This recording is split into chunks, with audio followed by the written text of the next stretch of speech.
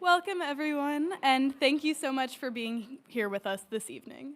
My name is Laurel Hamilton, and I'm a 26 from Denver, Colorado, studying economics and quantitative social science.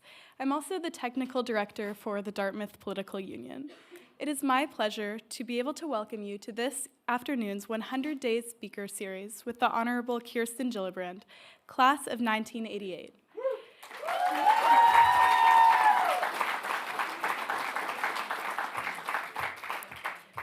The 100 Days series builds on Dartmouth's commitment to bring diverse perspectives and expertise to our institution as we discuss focal policy areas impacted by the presidential transition. This series was collaboratively created by the Dartmouth Rockefeller Center, Dartmouth Democrats, Dartmouth Conservatives, and the Dartmouth Political Union in cooperation with Dartmouth Dialogues and the Center for Business, Government, and Society, with the primary goal of fostering bipartisan conversation on key issues during the first 100 days of the presidential administration. We would like to welcome our virtual attendees who are joining us today via live stream. For those joining us in person, when we reach the audience Q&A portion of our program, you can raise your hand and one of our student assistants will bring you a microphone. Please be sure to wait for the microphone before speaking to make sure that everyone in the room and on our live stream can hear you. As a reminder, Dartmouth is committed to protecting free expression and peaceful dissent, as well as an open exchange of ideas and a culture of mutual respect. We ask that you do not interfere or disrupt today's program, which would include preventing attendees from seeing or hearing our guests and moderators, or interfering with our guests and moderators' ability to speak and be heard. We are thrilled to be joined today by the Honorable Kirsten Gillibrand, U.S. Senator for the state of New York. Today's program will be co-moderated by Professor Charles Whelan, Clinical Professor of Business Administration and Faculty Director for the Center of Business, Government, and Society. Professor Whelan will be joined by Alex Azar III, Class of 2025, and Lucia Vitale, Class of 2026, representing the Dartmouth Conservatives and Dartmouth Democrats, respectively. And now to welcome our visiting guest. In just her first term in the Senate, Kirsten led the effort to repeal the discriminatory Don't Ask, Don't Tell policy, which banned LGBTQ people from serving openly in the military. She also passed the historic 9/11 health bill, which ensured that first responders and 9/11 survivors got the health care they deserved. More recently, she passed major legislation to give benefits to veterans exposed to toxic burn pits overseas, passed the first ever federal law making domestic gun trafficking a crime, and reformed the military justice system on behalf of our nation's service members. Senator Gillibrand also wrote and passed the Stock Act to ban members of Congress and their families from insider trading, and she was the first member of Congress ever to post a daily report listing her official meetings, earmark requests, and personal financial disclosures online for public consumption. As a working mother, Senator Gillibrand continues to put the challenges that working families face front and center. She is ranking member of the Senate Aging Committee. She also serves on the Senate Armed Services Committee, the Senate Select Committee on Intelligence, and the Senate Committee on Appropriations, where she is ranking member of the Transportation, Housing, and Urban Development and Related Agencies Subcommittee. Senator Gillibrand's home is in Albany, New York, where she grew up. She and her husband, Jonathan, have 2 boys, Theo and Henry, and a Labradoodle, Maple. Please help me welcome Senator Gillibrand and our moderators to the stage.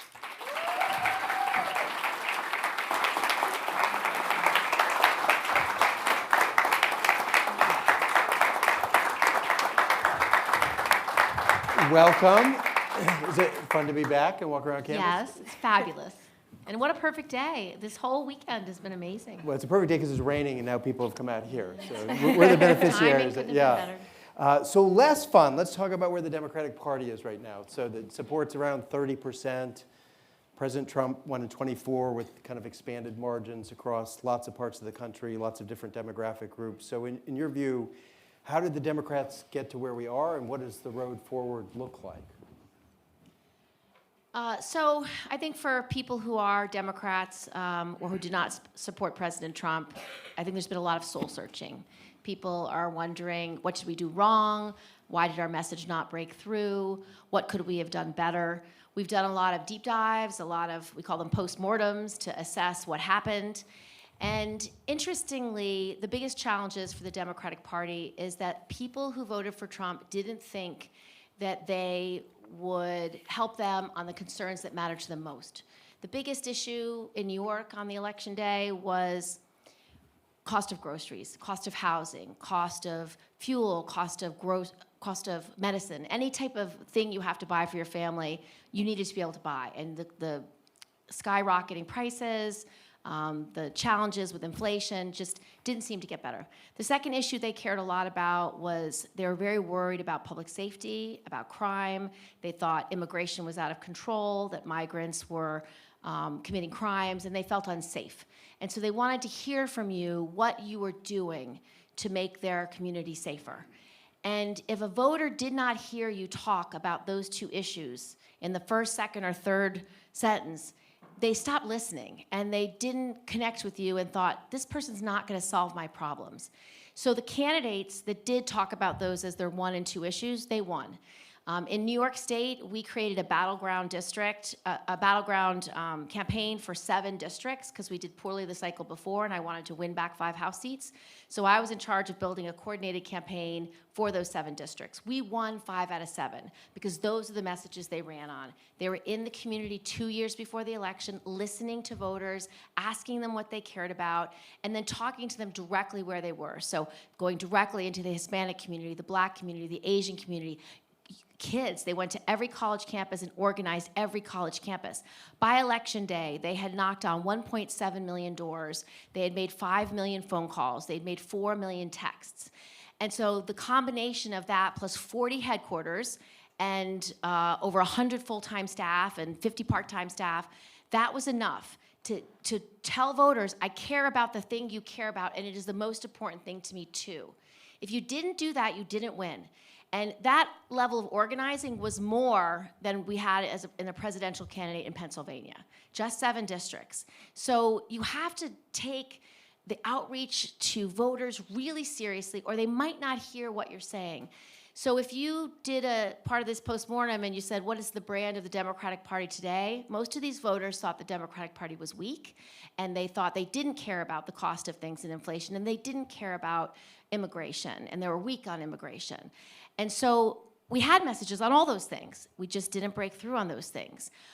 Top of our ticket, our presidential candidate, Harris, she closed on issues of democracy and abortion.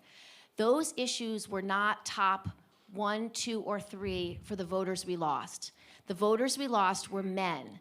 We lost a percentage of men, and white men, Black men, Hispanic men, Asian men, and young men. A certain percentage declined. We also lost a percentage of women. Joe Biden had won 58% of women, white women, 58% of white women, and Harris won 54%. And so that incremental decrease in all those areas were largely because they didn't hear their top 2 issues out of the first thing you were saying. And so the candidates that did won. So the Senate candidates that we worked really hard on, people like Jackie Rosen in Nevada and Ruben Gallego in Arizona and Tammy Baldwin in Wisconsin, Alyssa Slotkin in Michigan, they outperformed Harris on average with the rest of the Senate candidates about 5% because they were very clear on those top 2 messages. So we had an inability to communicate effectively because we weren't talking enough about the core issues. And it's not because we don't care about those issues, it's that we care about a lot of issues. You know, Democrats are known for caring about everyone, caring about your neighbor, helping the least among us. We are known for caring about health care as a right and not a privilege. We are known to want to care about democracy and human rights and civil liberties. And if you care about so many things and you're all talking about your top 10 issues, you don't come across as all caring about one thing, and that ultimately dilutes your brand. Most people will look at a Republican and say they care about lower taxes because no matter which Republican's running, that's in their top 3 sentences. So it sticks. Our brand is too diluted. We care about so many things, and voters were just highly sensitive to these top 2 issues. So the quality of the candidate talking about the major issue that you cared most about ultimately decided whether you won that House seat or won that Senate seat. And so I think what we have to do is focus on communications, breaking through, knowing how to be in the community early, continue to do the grassroots, do social media better. Trump was uniquely gifted at using malign information and disinformation online in a way that was very damaging to Democrats. And we didn't participate on the same level through social media, different platforms. We know the story of Joe Rogan. We know the story of like him going on these podcasts and this different alternative media. Well, it broke through to people who don't read the newspaper or don't watch the nightly news. It broke through to the 60 or 70% of Americans that get their news from their social media apps. And we need to, as Democrats, need to do a lot more of that, be much more creative, much more effective, work on building more of our own validators and amplifiers, more of influencers who want to talk about our stuff. And so we have to build that too. So the bricks and mortar, we did really well in certain places, like in upstate New York and in the Hudson Valley and in some of these key states that won. But you also have to combine that with really aggressive and innovative ways of communicating online. And so if we do those things, I believe we will build a very strong blue wave. I believe the wave will be big enough to flip the House and the Senate this cycle. And it's because President Trump is overreaching. When you begin to say you can't answer the phone for Social Security Administration and the online portals keep crashing and you say you're going to cut Medicare or Medicaid, that is massive overreach. And when you do that, voters lose faith in you because you're not caring about the things you said you would fix, like the cost of things, the cost of your health care, the cost of your food. He will not be rewarded. And so that's how you create the blue wave. And so I'm very optimistic that that will be the next year and a half. And Senator, thank you again Go ahead, for being here. So, for the reason you just outlined, the Democrat Party does not control the Senate, the House, or the White House. But if the Democrats did have a majority in the Senate, what oversight, what legislation would you like to see? In other words, what would your agenda be in power? So my agenda doesn't change. I work on everything I work on a bipartisan basis. I'm always working across the party lines because you can't actually write a law if you don't have a strong Republican helping you write that law. So one of the pieces of legislation I've been working on for a very long time, I've been working with Bill Cassidy, who's a Republican from Louisiana, is a national paid leave bill. We are the only industrialized country in the world that doesn't have access to national paid leave. And if you care about families and you care about affordability, making sure a parent can have the first few months of a new child, of either a baby or an adopted infant's life to be able to care for that child's going to do much better. If you have the opportunity to care for your mother when she's ill and dying of cancer, you're going to be a much better employee because you can focus on your loved one in that moment of need and then be right back at work at the end. So I'm going to keep working on national paid leave as a priority that I think is really important. I think we've heard from voters that Medicare and Medicaid and Social Security are really important. So how do you strengthen those programs? Social Security, if you want to make sure it's viable for the next 50, 60, 70, 80 years, you should make sure people invest into Social Security at all income levels. Don't limit it to just the first $176,000. To strengthen Medicare, I don't know of a grandparent or a parent who doesn't need access to dental and vision and hearing. I would make that part of Medicare, so that is part of the health care that is covered. You can't live if you can't see or hear or be able to chew and eat food. So those things should be covered. They shouldn't be extra. And anybody who has a parent who has hearing aids, those are $5,000 a pop, and inevitably one gets lost. So you cannot afford to hear. So these are basic things. So I would strengthen those programs at a minimum. There's lots that I would do in education reform. I think access to early childhood education is essential for the well-being and growth of humanity. And when you don't have access to early childhood education, that child will lose a step, often not perform on grade. And so making sure we have universal pre-K, affordable quality daycare, those are really important for education reform. And that's just the tip of the iceberg, but that's a few things that I would be focused on right now based on everything that people tell me in my state and my district and the districts across New York that they care about. They need to be able to meet the needs of their families. They need to be able to afford health care, afford food. I have a lot of ideas about how to build more affordable housing. Housing costs have gone exponentially up because we haven't been building housing regularly over the past almost a decade because of the housing collapse. So we need to build more housing and make it more affordable and really address cost of things. Well, thank you so much. And you've touched on this a little bit, but looking ahead to 2026, there's a couple senior Democratic senators retiring, Senators Shaheen, Senator Durbin. And so the Democratic Party, what do you think that the Democratic Party needs to focus on to retain current seats and potentially secure a majority in the House and Senate? What do you think the strategy should be for hotly contested seats? And you talked about some of the issues that we prioritized in the last election that might not have been top of ticket for a lot of voters. So what are those issues you think that Democrats should be organizing on this year? So I think the cost of living is a really important issue. So raising wages. We just introduced a bill to raise the minimum wage to $17. Something as simple as that is something people not only understand but want, because they want to know, if I'm working 40 hours a week, can I please not live in poverty? Can I please afford food? Can I please afford housing? Can I please afford medicine? At the end of the last administration, affordability of medicine was high on our list. We were negotiating in bulk with Medicare to make sure we could get the lowest price for the top 20 drugs that seniors take. Continue along those lines to negotiate in bulk, get the lowest cost for medicines. Deal with things like supply chain. We still have high cost of food. Supply chains are not fully repaired since COVID. I think it's important that we continue to care about making sure people can afford to eat quality food. I appreciate programs that invest in school lunch programs, school breakfast, after school programs to make sure we have food security. I like programs like Meals on Wheels because our seniors, a lot of them, they stop cooking when they get a certain age. They don't actually get access to good home-cooked meals. An organization like Meals on Wheels that can be actually invested in through some of these federal programs like the SNAP program, it might be the first person they see in a week. It might be the only hot meal they eat. It might be the only home-cooked meal they eat.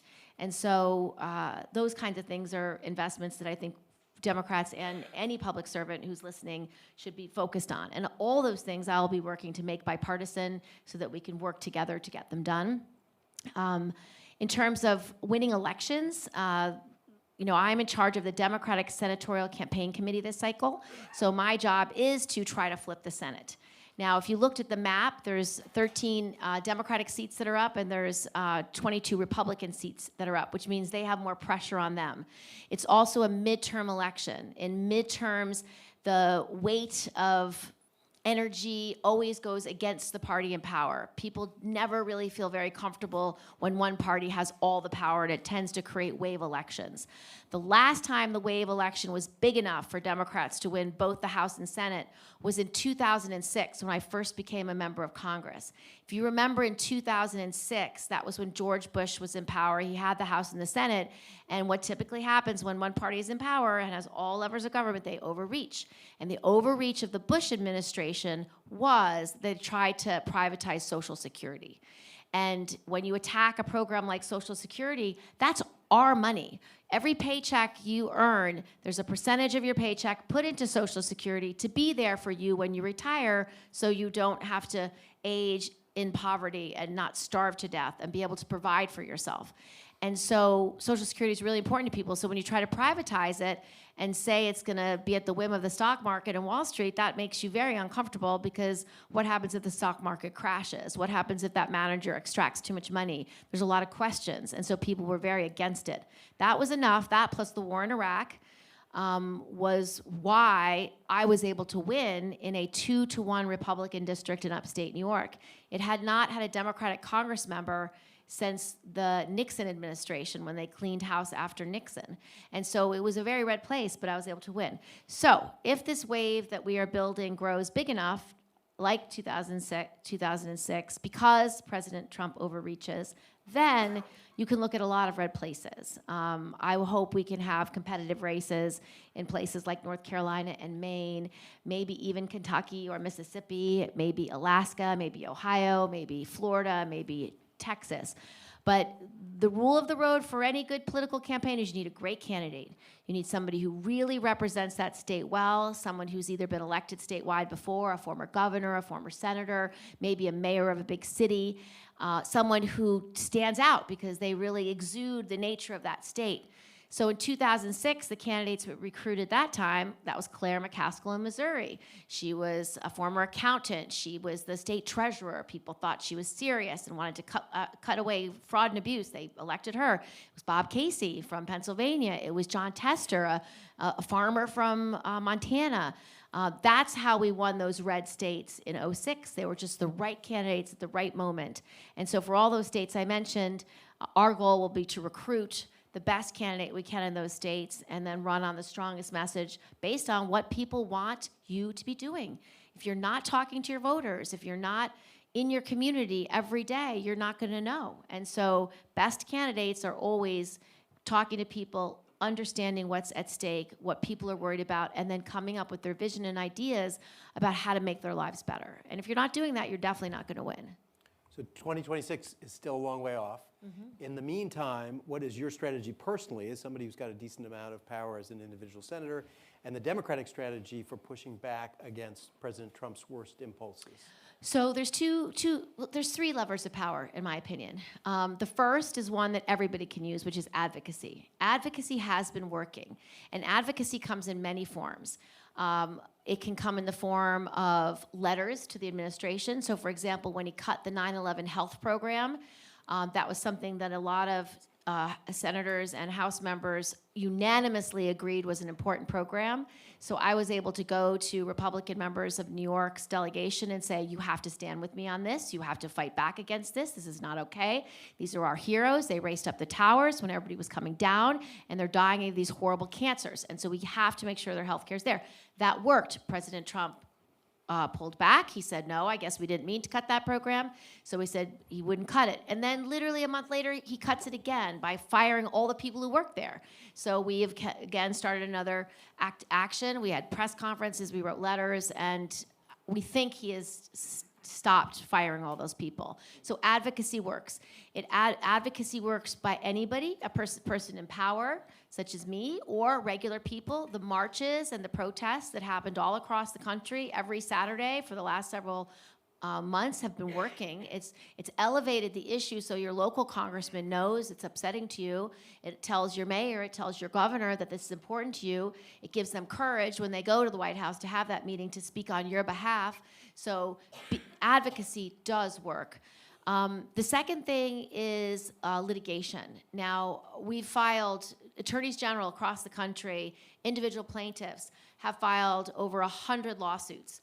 And they're working. And these lawsuits have, in some instances, stopped the administration from doing the action they wanted to do. Sometimes the president ignores it and comes up with a different action to get the same thing done. So remember when he cut all the NIH funding, lawyers immediately went to court. These were lawyers for universities, for hospitals, for people who receive that NIH funding, for cancer research and other basic research for health and disease and prevention of outbreaks.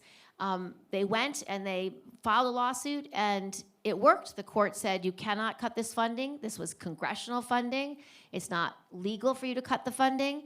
And so what President Trump did, because he still wanted it cut, he then told the employees at NIH they weren't allowed to send any emails out about grants. So he just tried another way.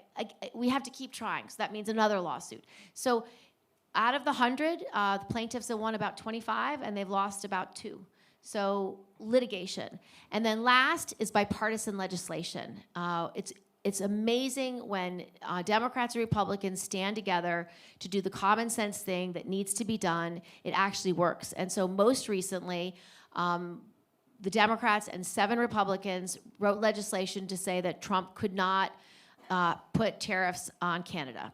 And these senators from northern states said it will destroy our economy, it destroys our manufacturers, it destroys our small businesses. This cannot be, and we prevailed. So those are the 3 best levers that I've seen so far. And for students, remember, the greatest civil unrest and social justice movements were student-led. You think about the protests on the war in Vietnam, you think about the civil rights movement. The youth of the country on college campus, after college campus, led those movements because there was such an indignation about the changes of that moment.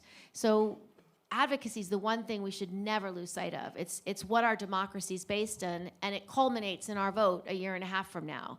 So advocacy plus organizing plus voting ultimately is the fulcrum of change that all of us get to participate in. Now, Cory Booker had the longest filibuster in history. It was Are you brilliant. Are you going to beat it? No. We all have our thing. That is not my thing. Not my thing. Not 25 hours. Yeah, not 25 hours. But, it's for each individual elected, their constituents are saying, do something, and where's the leadership, and why is no one? And they're very angry and upset and worried. And so each senator tries to do their thing. I've been successful in doing bipartisan legislation and writing letters and telling Trump not to do something with direct advocacy. That's working for me. For Cory Booker, this 25-hour speech really clarified for his constituents and his supporters and for America about what he was standing up to fight against. Other senators have done rallies outside of organizations that have cut funding, and that's been meaningful. Other senators have done great town halls. So you do your thing. There's no one thing that's better than another thing. All of it matters. But our job is to try to make a difference and to try to at least take the voices of our constituents and lift them up enough to try to push the change that we're fighting for. If I could follow up on a comment you made. Touching back on Social Security, so just last week in this very room, Governor Sununu sat here and he cited the possible insolvency of Social Security in 8 years as the thing that kept him up at night. And I was wondering if you think Democrats maybe back themselves into a corner by criticizing attempts to even touch Social Security. So how can you approach restructuring Social Security while also having to change fundamentally Social Security? So Social Security doesn't need changing. It's actually working really well.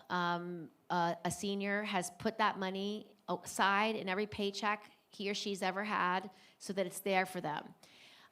If you want to make it fully solvent for the next 20, 30, 40, 50, 100 years, you just make sure all income levels are buying into it. Today, your paycheck, only the first $176,000 is taxed at 6.2%, matched by your employer. That's not enough because you have a baby boom generation and lots of younger people coming next. And you need to do more than the first $176,000. And so you should do it to all income levels. Some people do not want to increase taxes on working class or middle class families. So if you have to create, we call it a donut hole, you certainly could at $400,000 or $500,000, but then charge that 6.2% on all income above $500,000. So you can create your system based on what's really important to you, but I think it should just be on all income. To me, that's the absolute simplest way to do it, and then it is solid there forever, and there's very little fat in Social Security. It has less than 1% administrative costs. There's the fraud that's in Social Security is when someone steals your check. There's no fraud in the program itself. There's just crime. People steal other people's checks. So again, and you could maybe work on getting more direct deposits so there's less fraud, but this issue is huge because our seniors are targeted for criminal activity to the tune of over $1 trillion a year. They just are constantly a target of phishing schemes, of phone calls saying, this is your grandson, I'm arrested, send $5,000 to get me out of jail, I'm in Mexico. Oh, it doesn't sound like me because they broke my nose. Please, grandma, send the money, and grandma sends the money. So it happens all the time, and criminal networks from all across the globe target our seniors. So we have to, again, work on that. I am the ranking member on the Aging Committee, and so I work with Rick Scott, a senator from Florida, who's a Republican, and we have hearings, and we just had a hearing on this very issue and what we can be doing to protect our seniors from this kind of horrible crime that just constantly is making them vulnerable and stealing their long, hard-earned savings. And shifting gears a little bit, given that you have foreign policy experience, a seat on the United States Senate Armed Services Committee, we'd be remiss if we didn't ask a little bit about the ongoing trade war with China, which the Wall Street Journal just described as a new Cold War. How do you foresee the U.S.-China relations evolving over the next 4 years, and is it a priority of the Democratic Party to mend these relations going forward? So 140% tariff on China is devastating for the U.S. economy because we get a lot of inputs from China. A lot of our manufacturing is based on certain metals, certain technologies, certain types of inputs from China. If you go to any of the low dollar stores, if you go to a Walmart or a Target, probably half of the things you buy there are from China. A lot of our clothing is made in China. A lot of our computers, a lot of our tech is made in China. And so having that kind of tariff just means the cost to consumers are going to go way up. And one of the reasons why people are most upset about this is because the reason they elected Trump is because he promised to get the cost of everything down. And the cost of everything has not come down. It's just gone up and up and up. And tariffs and trade wars, the biggest impact of that is higher cost to consumers. Now, it doesn't mean you can't use tariffs surgically or strategically. Like, let's say you want to protect our auto industry. You might put tariffs on certain foreign cars for countries that are not your partners, maybe your adversaries. There's all sorts of things you can do. But most of the economy runs on the fact that we've decided what we want to make in the United States and what we can make most cost efficiently and where we can outperform our competitors. The United States, particularly states like New York, are very good at much more sophisticated manufacturing, complex manufacturing like medical devices, computer chips. We're trying to reshore semiconductor manufacturing. It was one of the big bipartisan bills we passed last year, something like $500 billion just for high-tech investment in manufacturing so that we didn't have a supply chain problem by getting all of our chips made in Taiwan or in China. And if there's a war there anytime in the future, we wouldn't be able to use technology on the same level we do today. So those are important things. But I think the Democratic Party wants to focus on how we lower costs. And so across the board tariffs and tariffs of 140% to China is definitely not the way to lower costs. So since you and I graduated, and I should mention gratuitously, Governor Josh Stein, 88. Yeah, there we go, right? Yeah. You know, somebody who won in a purple state. But, you know, faith in government has fallen. Faith in elected officials has fallen. I look at my Tuck students, and I think too many of them can't even consider a life in politics. And so after a stretch where government has really taken it on the chin, what would you say to Dartmouth students to encourage them to engage in civic life? Well, I don't think there's a more rewarding life than one that's devoted to serving your fellow man in whatever capacity you choose. So public service, whether you're a teacher, whether you're a doctor or a nurse, whether you're a firefighter, whether you're in elected office, whether you work in a not-for-profit, whether you work in any public service organization, it's extremely rewarding. You wake up every day and you know that your job is to help people, to actually make a difference in their lives, to solve a problem, to be the difference that they need. And the biggest successes I have in my office are the team that do constituent services. And every week we get a feel-good story of some problem solved, either a Social Security check that was lost, or a VA benefit that was denied and we recovered it, or someone who needs help navigating Medicare or Medicaid, or a family who's trying to get a loved one to the United States because there's a college graduation and they have visa problems. Like, it's a constant flow of federal problems. But I have young people who work on my staff, and they are so talented, and they just solve real problems for real people. And those are by far the best pieces of news you hear every day is when they've just fixed one thing for one person. So I would suggest that public service is still extraordinarily rewarding. And if you don't like the people that are elected, then you should run for office. I mean, for goodness sake, when I ran for Congress in 2006, it was because George Bush said he wanted to go to war with the axis of evil. He was mired in the war in Iraq. I didn't agree, and I wanted to run. And I just decided at that point in time that somebody needed to do it. So for anyone who has the stomach for it, If you ever aspire to public life, somebody needs to do it. So please do it, because we need fresh ideas, we need new energy, we need people who want to change the world and make it a better place. And if you have that heart of service, whether it's elected office or any role, please listen to that voice, because not everyone's built for public service, but it is truly the most rewarding thing you could ever do in your life. It can't just be the class of '88. Right? It's got to be. It has to be. I mean, it's got to Our young ones. All right, we have time for a few questions. So if you raise a hand, they went up fast over there. So there you go.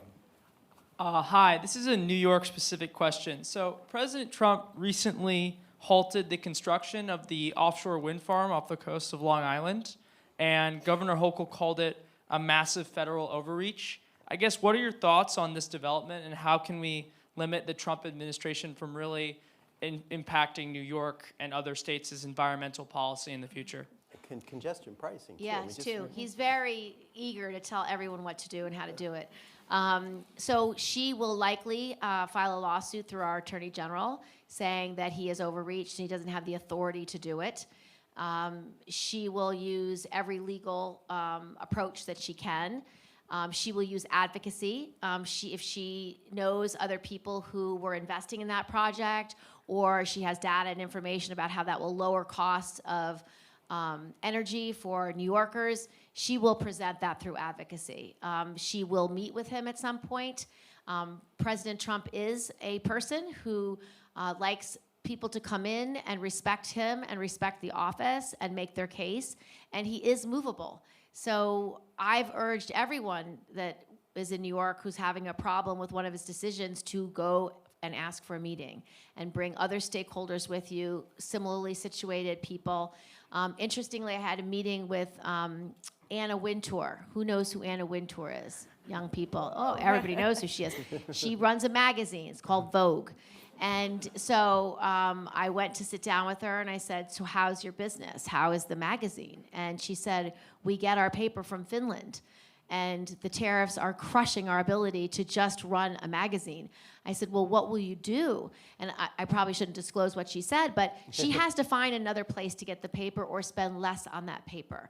Like, she has to come up with a different solution. And then everyone in her industry, whether you're a designer or a dressmaker or a store, if you get your materials from abroad, if you get designers from abroad, if you get tourism to come in for your fashion shows and no one wants to come to New York anymore, it cripples your business. And so I suggested to her very simply, go see President Trump. Bring 3 or 4 other CEOs with you, stakeholders who are also getting battered by these ridiculous tariffs. Make your case. Not only does he respect her, but he will value her coming in to tell him this is harming our business. And so engagement is very important. It's part of advocacy. Sometimes when you're an advocate, you're protesting and being outside. Sometimes you're an advocate, you're inside asking for redress, asking for a change in mind or change in policy. All advocacy is useful. And depending on who you are and what your position is what type of advocacy you will choose. But it's all valuable. And the more we work together, the stronger our country will be. So not being afraid to try to convince someone who you don't agree with that you're right. And that's how I pass a lot of legislation. It's why all my legislation that's become a law is bipartisan. I have to reach across the aisle. And if you know anything about me, you'd be so surprised who I work with. I work with Ted Cruz all the time. I work with Josh Hawley. I work with Cynthia Lummis. I work with Joni Ernst. I work with the most conservative Republicans you can imagine, because there's always something we agree on. There's always common ground. You'd be so surprised.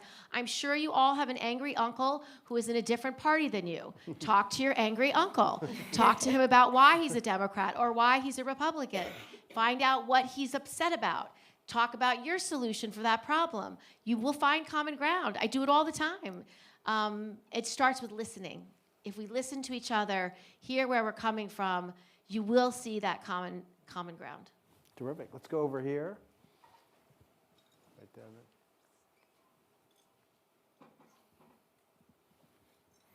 there. Recently, Senator Lisa Murkowski from Alaska said that we are all afraid.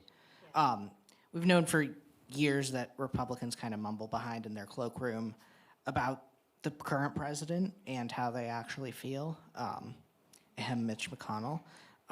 But what are your thoughts? Do you think that, what is it going to take to get the other Republicans to stand up? So it takes their constituents. So when their constituents are upset and angry and frustrated by them not standing up to Trump, they will respond. That's how we got those 7 votes on the tariffs, because those states' economies were about to be cratered because of those tariffs on Canada. And they cannot look at their business owners and their families and their communities in the eye and say, well, I couldn't do anything, because they can do something. They're senators. And so, I really respect Lisa Murkowski a great deal. And she has an open invitation to become an independent and caucus with the Democratic Party. We would love her, and we would protect her, and we would do everything we could to make sure she was happy. But I do listen to the words she says. I think one of the challenges is that when President Trump disagrees with you, he maligns you, and oftentimes he wants to have retribution against you. And the worst thing he's done is turned the populace against certain people. When the MAGA movement is turned against you, I think these individuals fear for their families. We've had individual senators who've had guns shot at their houses.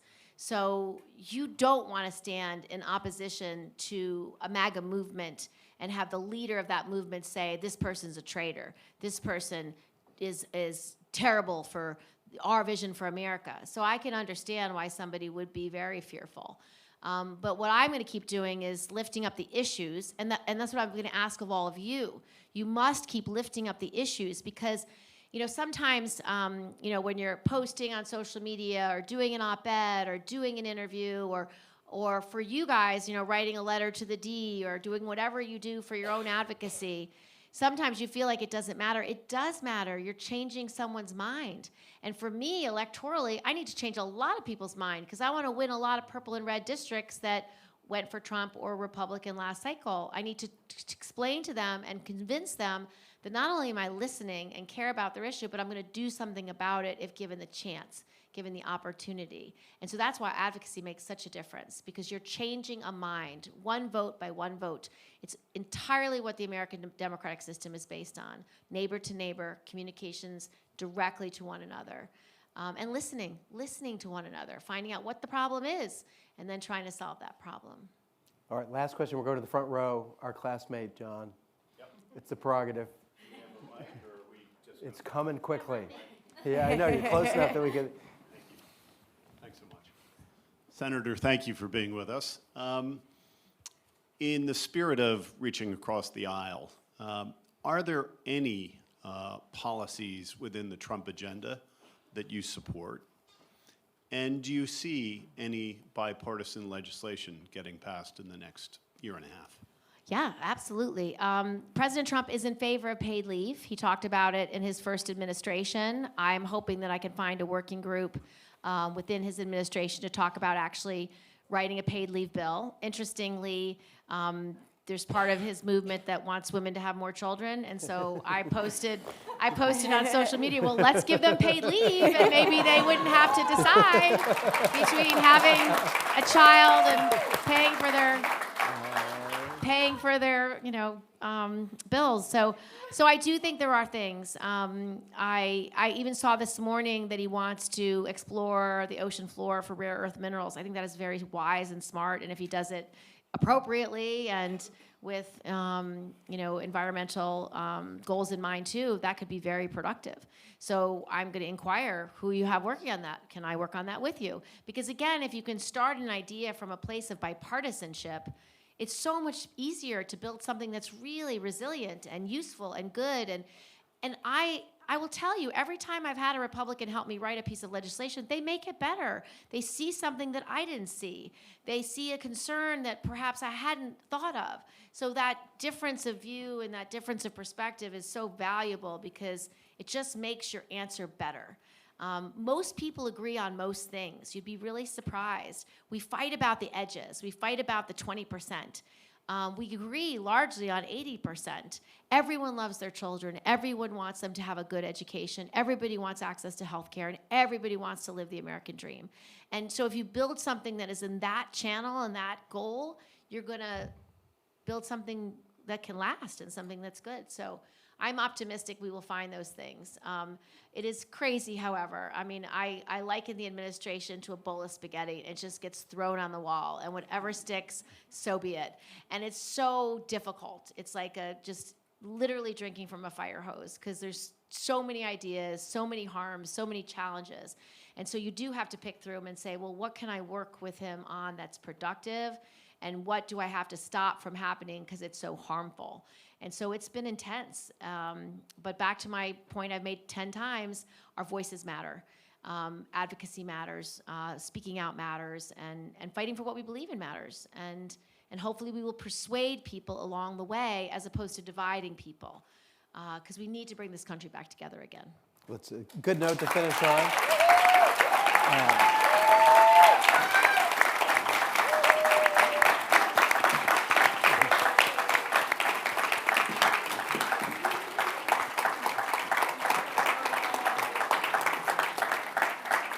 It's my job to ask you to sit down again, because if you could all stay seated while the senator has an opportunity to get out to another engagement, that would be great. Before we do that, thank you so much for the work you're doing, for coming back to see us, and for working hard on all of our behalves. Thank you. Thank you. Thank you. Thank you so much. Thank you.